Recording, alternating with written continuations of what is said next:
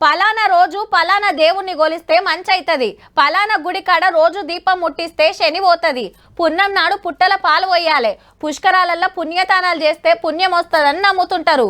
ఇక జాతరలకైతే చెప్పవశం కాదు, శీతం పోతారు. జిల్లా నుంచో రాష్ట్రం అంతటి నుంచో భక్తులు వస్తేనే అట్లుంటే ఇక దేశం అంతటికెళ్ళి వస్తే ఇంకెట్లుంటది? పైలంగా పోయి పైలంగా వస్తే ఏంలే, కానీ గిసొంటి అయినప్పుడే పానం కలుక్కుమంటది. 15 రోజుల కాంచి నిమ్మలంగా జరిగిన కుంభమేళలా ఇయాల ఘోరం జరిగింది. మౌని అమాస నాడు త్రివేణి సంగమంలో మునగాలను పోతే పుట్టెడు దుఃఖంలో మునగాల్సొచ్చింది.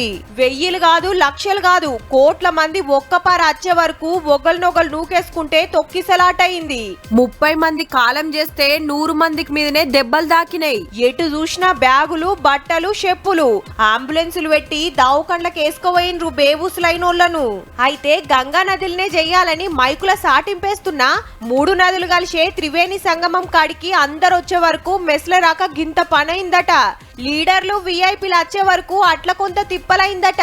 ఇవాళ 10-12 కోట్ల మంది వస్తారని ముందే తెలిసినా సర్కారు సౌలతులు మంచిగా చేయలేదని కోపానికి వస్తాండ్రు. हम महाराष्ट्र से आए, हमारा पैसा खो गया, हमारे कपड़े खो गए, हम जाएंगे कैसे? आवे लोगों को मारने बुलाया क्या? वीआईपी ट्रीटमेंट देता है लोगों को, वीआईपी कल्चर.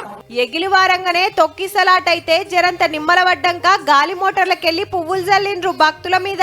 కుంభమేళ 12 ఏండ్లకోపారు వస్తది గాని ఇది 144 ఏండ్లకొచ్చే మహాకుంభమేళ. జీవితంలో ఒక్క పారే చూస్తాం. మళ్ళీ అలా మౌని అమాస గంగా నదిల తానాలు చేస్తే మంచైతది, దాన ధర్మాలు చెయ్యాలే, పెద్దలను తలుసుకోవాలని ఆపోచన. గందుకే కోట్ల మంది వచ్చిర్రన్నట్టు.